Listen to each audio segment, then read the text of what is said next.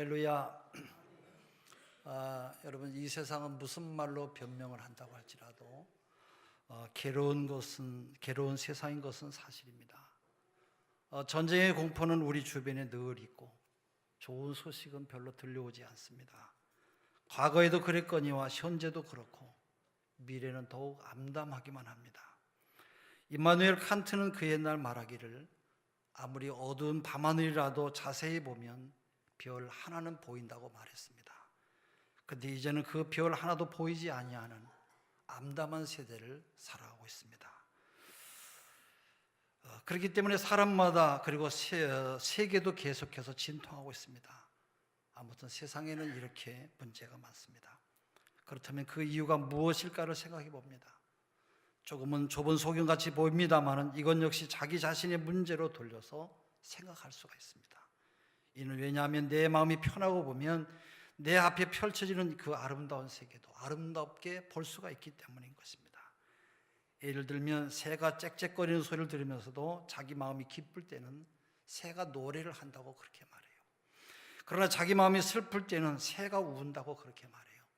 진정으로 새가 우는 것인지 아니면 노래하는 것인지 분별할 사람은 아무도 없습니다. 그런데도 모두가 다 이렇게들 다르게 느끼고 다르게 표현하는 것은 아무래도 자기의 마음의 처지대로 사물을 보고 이웃과 세계를 보기 때문인 것입니다. 여기에 바로 그 가치관이, 바로 세계관이 그 속에서 하나로 함께 통하는 그런 이유가 있는 것입니다. 만약에 우리의 마음에 고통이 있다고 한다면 그것은 이상과 현실의 차이가 너무 크기 때문에 그럴 것이에요. 그렇기 때문에 일반적인 상식으로 말하기를 마음이 편하기 위해서는 일단은 욕심을 줄여라. 그리고 네가 가지고 있는 그 욕망을 다 줄여야 된다고 그렇게 말해요. 그러면 마음이 편하게 될 것이라고 생각하는데 그것도 역시 근본적인 해결일 것 같지는 않습니다. 또한 우리가 생각해보고 우리의 이성과 우리의 논리와 우리가 과거의 경험들에 비춰서 추리해볼 때 이 정도로 이렇게 되면 망하고 끝난다고 하는 그런 절박한 위기의식을 느끼며 공포에 쫓기고 있는 것이 사실입니다. 그러나 한편 더욱 깊이 생각해보면 이 모든 문제는 우리의 소망의 문제예요. 그리고 또한 절망하는 이 절망의 문제예요. 비록 현재는 고통스럽다고 할지라도 확실한 미래만 보장된다면야 지금의 어려움은 넉넉히 참고 견딜 수가 있을 것 같아요. 근데 미래가 보이질 않습니다. 그러니까 결국은 소망의 문제인 것이에요. 다시 한번 깊이 생각해 보면 이 소망의 문제도 결국 미래의 문제가 아니라 바로 오늘 내가 처해 있는 현재의 문제인 것이에요. 그렇기 때문에 현재 내가 기쁜 일을 당하고 있으면 앞으로도 기쁜 일이 있을 듯이 전망할 수가 있고, 그렇지 못해서 현재 어려움을 겪고 있으면 이제는 앞도 보이지를 아니하고 뒤도 보이지를 않는 것이에요. 그렇기 때문에 현재가 행복하면 지난날의 고통을 정당화하고 미워하는 그런 습관이 있어요. 그래서 지난날의 그 숱한 고생을 오늘의 기쁨을 위해서 있었던 것으로 좋게 해석해낼 수가 있게 되는 것입니다. 뿐만 아니라 현재가 기쁘면 저 미래도 아름답고 푸르고 그리고 긍정적이고 적극적으로 전망해 볼 수가 있다는 그런 말입니다. 그러고 보면 이제 결론져서 한마디로 묶어서 말씀드린다고 하면 그 하나는 내 자신의 문제요, 또 하나는 현재의 문제라는 것이에요. 근데 오늘 본문은 이런 모든 문제와 달리 전혀 차원이 다른 행복의 절정을 말해주는 그런 말씀이 우리에게 기록하고 있어요. 예수님께서 어느 날 제자 3명을 데리고 높은 산에 올라가서 그들 앞에서 자기의 모습을 변형시켜 주셨어요. 그래서 그 얼굴과 몸의 광채는 물론이와 그 옷까지 광채가 나는 흰옷을 입으시고 영광스러운 모습으로 나타나시게 됩니다. 그럴 때 본문에 보면 제자들이 너무도 황홀해서 너무 두렵고 두려운 나머지 무슨 말을 해야 될지 모르는 중에 엉겁결에 한 말이 바로 뭐라고 그랬냐? 우리가 여기 있는 것이 좋습니다 말을 했어요. 이대로가 좋고 이대로 오래오래 있고 싶다라는 거예요. 이대로 끝내도 좋습니다라고는 그런 마음으로 응답하는 것을 볼 수가 있어요. 여러분, 바로 이것이 행복의 극치이죠. 진정한 행복의 극치는 앞뒤 가릴 것 없이 이대로 좋다고 하는 이 순간이 아니고 또 뭐가 더 좋겠습니까? 오늘 본문에서의 이 말도 앞으로의 이야기가 아니라 지금 현재 바로 여기가 좋다는 그런 베드로의 고백이에요. 게다가 몹시 당황하고 두려워서 한 말이니까 그야말로 정신없이 한 말이라는 것이에요. 심리학자인 프로이드는 의식을 가지고 한 말과 의식 없이 한 말을 비교해 보면 바로 의식을 가지고 한 말은 대체로 거짓말이고 정신없이 한 말이 진짜 한 말이라는 거예요. 그러고 보면 여기 정신없이 오늘 여기에 있는 것이 조사원이라고 한 이 말이 여러분 진짜라는 거예요. 정말로 행복한 순간이었다고 생각이 듭니다. 그렇다면 그 이유가 어디 있습니까? 욕망이 지금 이루어진 것입니까? 특별한 것이라도 소유했습니까? 지금 제자들이 출세했습니까? 앞날이 보이기라도 한 것입니까? 그 어느 것 하나 보인 것이 없어요. 오직 예수님을 만나는 그 순간에 저들은 기뻤어요. 예수님의 본체를 아는 순간에 그렇게 기뻤어요. 긴 설명이 필요 없어요. 철학도 논리도 필요가 없고 오직 예수님을 보았고 예수님을 만났어요. 그리고 예수님을 경험한 다음에 여기가 좋습니다 라고 고백한 것이 진정한 의미에서 경험이고 행복이었다고 생각이 됩니다. 오늘 본문 말씀대로 예수님께서 이제 변형되었다고 하시는데 이 변형이라고 하는 말은 뜻 그대로 모습, 그 모양이 변화된 것이에요. 그러나 신학적으로 깊이 생각해 보면 이는 변화시킨 것이 아니에요. 오히려 본래의 모습을 보여주신 것에 지나지 않습니다. 예수님 본래 하나님이세요. 또한 하나님의 말씀이세요. 그 말씀이 육신이 되어 우리 가운데 오셨어요. 본래 영화로운 몸이에요. 태초로부터 영화로우신 분이 우리를 구원하시기 위해서 육신을 입고 이 땅에 오셔서 잠시 초라한 인간의 모습으로 나타나신 것밖에 없어요. 그러니까 오늘 여기에서 그 본래의 영광스러운 모습을 보여주신 것이에요. 더 나아가서는 앞으로 있을 모습을 보여주셨어요. 십자가를 지시고 부활하신 다음에 영광스럽게 나타나실 그 모습을 제자들 앞에서 미리 그들에게 보여주신 것이에요. 이것은 본래적인 모습을 보여주었을 뿐만 아니라 사실을 그대로 보여준 것이에요. 그리고 자기가 선생으로 모시고 있는 그 예수가 바로 이런 분이라는 그런 말이에요. 이제 그 본체를 아는 순간에 그는 다른 아무런 소원이 없었어요. 그저 엄청난 행복만이 쌓이게 된 것이에요. 여러분 생각해 보세요. 얼마나 여러분 놀라운 이야기입니까? 얼마나 여러분 깜짝 놀랐겠습니까?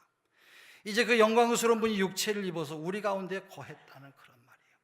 그런 분인 것을 아는 순간에 베드로는 여기가 좋습니다 그렇게 고백한 것이에요.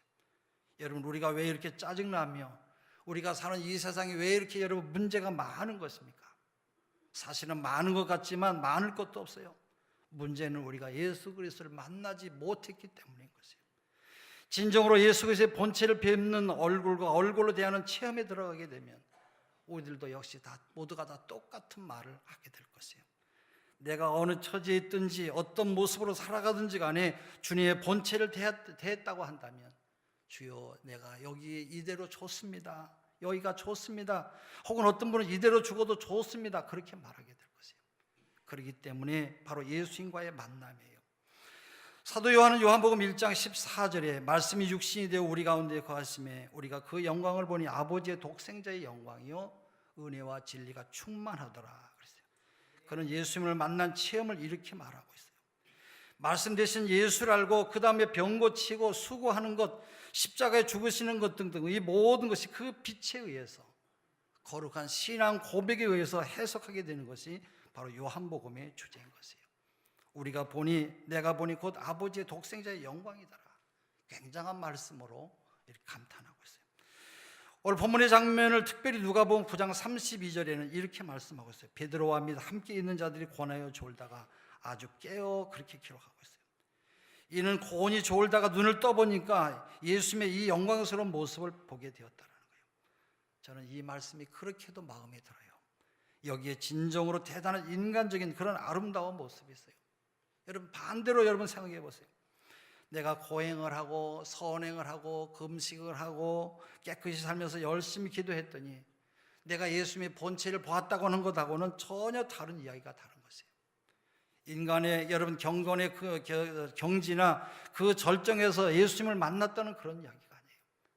명상을 통해서 만난 것도 아니고 극기를 해서 만난 것도 아니고 고행을 통해서 만난 것도 아니에요.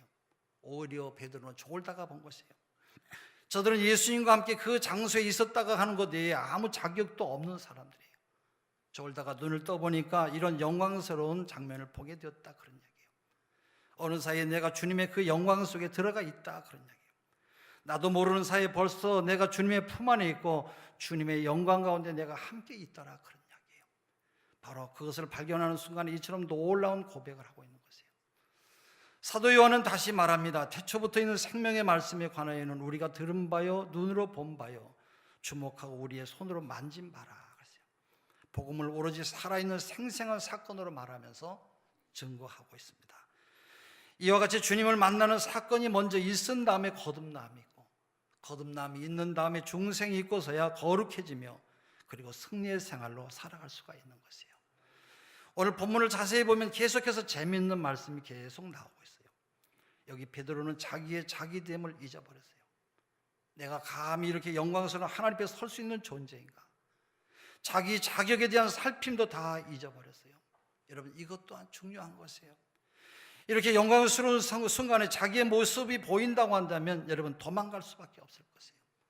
이렇게 추한 모습과 그 더러운 인간성이 보인다고 한다면 감히 어떻게 주님 앞에서 그 자리에 그대로 서 있을 수가 있겠습니까? 좀 죄송한 이야기입니다만, 만약에 천국에 가서도 세상에서 지은 죄가 계속 생각이 난다고 한다면 차라리 지옥 가서 사는 것이 낫지 어떻게 그 상태로 계속해서 살겠습니까? 오늘 변화산의 장면을 보면 베드로는 자기의 모습에는 전혀 관계하지 않았어요. 내가 얼마나 자격이 없는 무능한 사람이며 얼마나 추한 인간이며 얼마나 못된 인간인가 하는 그런 문제가 전혀 생각나지 않았어요. 이제는 누구를 미워할 생각도 없고 자기 자신을 저주할 마음도 없이 오직 하나의 마음, 하나의 기분으로 그저 행복하기만 한 것이에요. 그래서 여기가 좋습니다, 그렇게 고백한 것이에요. 여러분, 얼마나 아름다운 일이에요. 미래에 할 일을 여러분 걱정하지 않았어요. 과거의 부끄러움도 개념하지 않았어요. 어른들은 어린이들이 즐거워하는 행복을 누릴 수 없는 다른 점이 있어요. 어린이들은 보면 꾸중을 듣고 한참 울다가도 좋은 일이 생기면 금방 헤헤 웃고 즐거워합니다. 그것을 보고 금방 울다가 웃기는 왜 웃냐고 변덕스럽다고 그렇게 말합니다만 사실은 어른들은 그렇지 못하기 때문에 행복하지를 못한 것이에요. 슬프다가 기쁘면 기뻐할 것이지 무슨 체면 때문에 못할 것이 어디 있겠어요. 오늘 이 시간 베드로는 다른 아무런 생각이 없었어요. 그저 그대로 바로 주님과 함께 기뻐하고 있어요. 사실 생각해보면 베드로는 처자식이 있는 사람이에요. 집안 걱정도 그런데 다 떠났어요. 이 문제가 앞으로 어떻게 될 것인가, 자기 직업에 대한 문제뿐만 아니라 지금 사나리 동네에서는 다른 제자들이 공경에 처해서 핀잔을 받고 있습니다만 그 어떤 문제도 아랑곳하지 않았어요. 오직 예수님과 나와, 그러면서 이제 예수님의 영광 속에 들어가 있는 자기의 모습을 벌써 보고 있기 때문에 그는 감격하고 있는 것이에요. 6.25 전쟁 전에 1948년도에 우리나라의 좌익 공산당 빨치산들이 전국에서 수많은 사람들을 무차별하게 죽였습니다. 전라남도 함평에 있는 염산교회와 야월교회에서는 목사님을 비롯한 77명이 순교를 당했는데 모두 다 염전 앞으로 밧줄로 꽁꽁 묶어서 끌고 가가지고 큰 돌을 달아서 염전에 밀어 넣어가지고 바로 순교를 당했어요. 77명이. 또 야월교에서도 65명의 사람들이 모두 순교를 당했는데 한 명도 빼놓지 아니하고 교인 65명이 전원이 순교를 당했어요. 그때 4명의 어린 딸들과 함께 빨치산에 의해 포승줄로 묶여서 끌려갈 때에 4명의 딸들이, 어린 딸들이, 막내딸 5살 어린 동생이 언니에게 말합니다. 언니, 나 너무 무섭다. 무서워 죽겠어. 그때 15살 먹은 이 큰 언니가 말을 해요. 얘야, 무섭기 뭐가 무섭냐. 조금 있으면 우리가 예수님을 만나서 예수님과 함께 있을 것인데 예수님이 함께 하시면 우리에게 또 다른 행복은 없을 것이에요. 아마 이 어린 15살 어린 딸은 아마 예수님을 만난 경험이 있고 예수님만이 나의 천국이요, 예수님만이 나의 생명이라고 하는 확신이 있었기 때문에 아마 막내 동생을 아마 위로하지 않았나 생각이 됩니다. 오늘 변화산의 베드로는 오직 예수뿐이고 자기들이 어떻게 살 것인가 하는 것에는 상관이 없어요. 그리스도와 내가 함께 한다고 한다면 그만이라는 것이에요. 여러분, 여호와께서 나와 함께 하시면 그것이 전부이고 바로 그것으로 끝나고 마는 것이에요. 이스라엘 백성들이 광야에서 여러분 죄 지은 이유가 어디 있습니까? 하나님께서 함께 하신다는 그것 하나만 있으면 충분한데 뭐가 그렇게도 문제가 많아서 결국 원망하며 불평하며 하나님께 죄를 지은 것이에요.